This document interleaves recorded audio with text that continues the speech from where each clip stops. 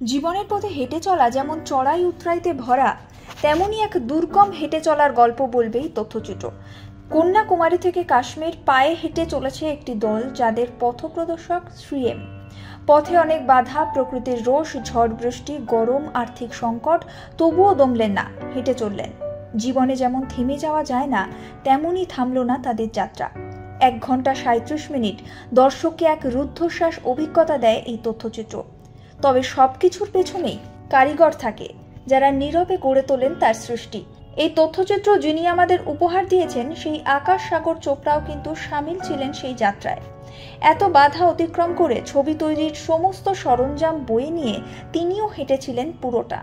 কেমন ছিল সেই চলা? ছবি তৈরি কি পূর্ব পরিকল্পিত ছিল? কি বলছেন পরিচালক আকাশ সাগর Chopra?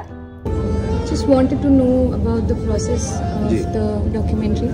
Right. So, were you there as a part of the march? We were there. So our crew was following them in every state at the key locations where the topography changed, and we filmed for about 474 days while they walked from K2K, Kanyakumari to Kashmir.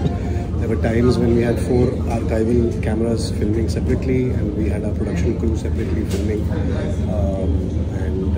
By the end of the entire 1.5 years, we had about 1800 hours of footage, roughly. Okay. So is it edited by you as well? Edited. I'm one of the editors. It's a team effort, I would say, but yes, I'm the editor.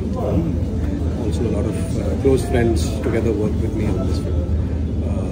It was a great process. It was, finding the gems and finding the key moments and sequences which should stand out visually, because you can't show 474 days worth of content. So it took a long time to sift through the footage, but I think that was a great learning curve for us also as filmmakers, to discover the key shots and the key moments that underline the story in the greatest way possible, in the least words. So I think that was the process, which took some time, but finally I think it's just sculpting the... So it was a very planned thing already, right? Or did it happen very, as in, had you planned that you would be shooting the whole thing, or did something? So when we started, it was just me and a few close friends with the camera, and we started off and not knowing where it's going to go, how big it's going to be.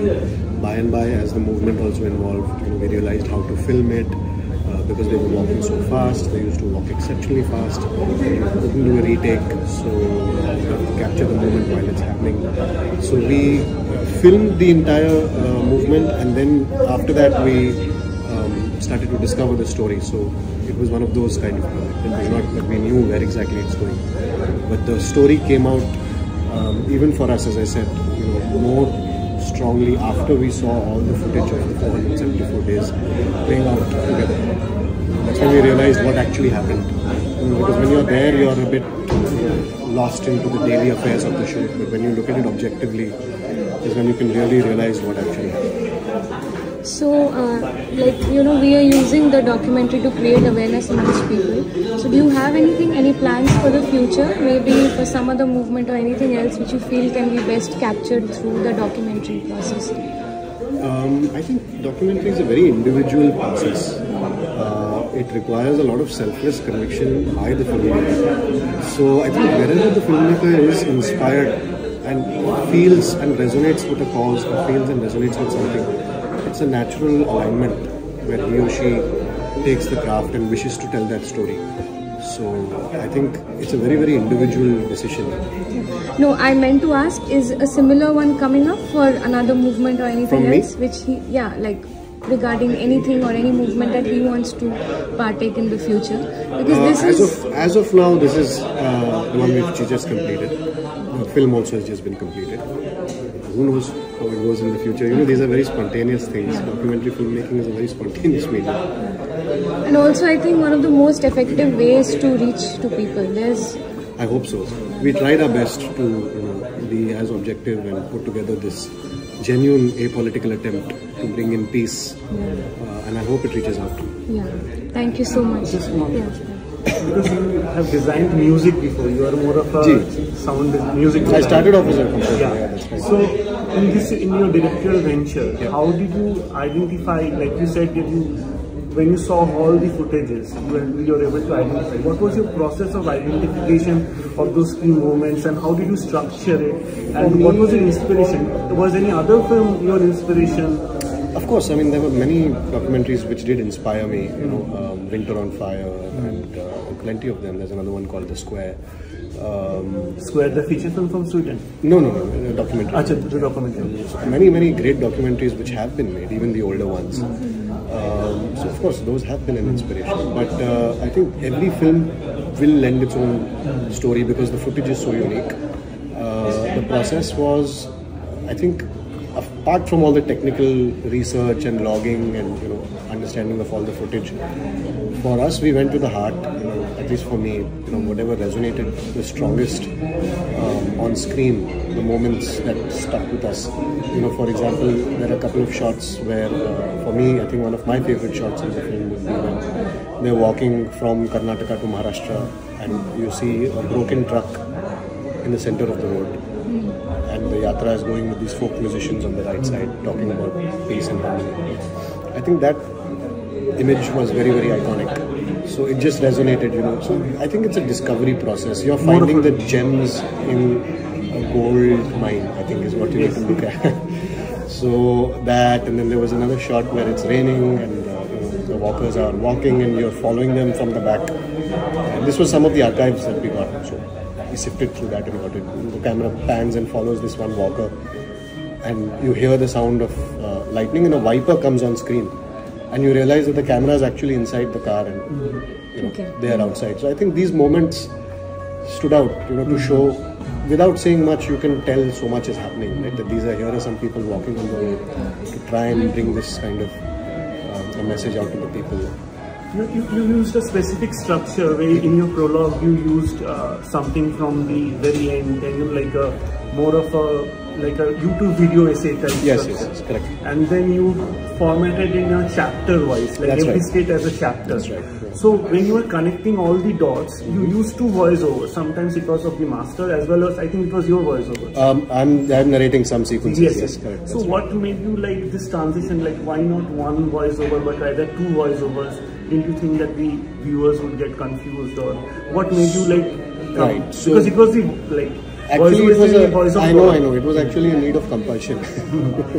To be very honest, we had to, explain certain parts of the story which could not be explained, and I didn't want him to, come and do a voiceover because I wanted it to be very objective, that you see what he has done on screen.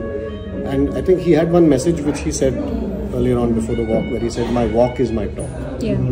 He iterated that quite a few times in the start of the movement, and that was an inspiration for us. That here is somebody who's saying that I want to talk through my actions. So I believed that was our guiding light. Let him, you see what he's doing, and let the others around kind of be the narrators of this story which we witnessed together. So I think that was the. Did you use like one in this? Are you not getting it? Is it okay? I am. Okay, then maybe. No, you last. No, the last question is like I saw because I did one of my, when I was studying back in Europe, I did my thesis on film and spirituality. So I saw that element there where you use the motif of satsang, how satsang works in your film through the various aspects of seva, functioning, walking together, the very establishment to establish that this, like, we have to have that peace within us, and then at the end you throw it together, and there was this music that structured together, the kirtan, the bhajans, and the coming of together, the kabir and everything. How did you get that? Because that was the discovery actually that we made, was the crux and the story of the film, that there are two journeys. One is the external one which you see, and the second is the internal journey, the inner journey, that the change happens first within you, and if that is not reflected, which even he says in his last day's speech, right? He gives a very beautiful example of Confluence of the Birds, where he says that finally they make a large journey, the birds traveling together, and find a mirror, and they look at the mirror and they look at themselves, and that's where the change begins. So I think that by itself was the inspiration for everything that you said. Thank you so much. Thank you. Thank you so much. আকাশ সাগর চোপড়ার এই সাক্ষাৎকারটি নিয়েছেন বিপাশা সেন।